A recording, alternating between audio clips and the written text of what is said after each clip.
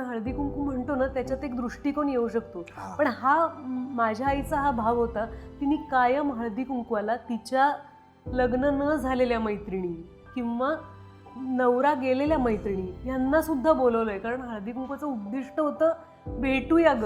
तर माझं सुद्धा हळदी कुंकू त्या दृष्टिकोनातनं नाहीये की या बर का नटून थटून कांक्षिणी नव्हे वतींनी, असा मुद्दाच नाहीये.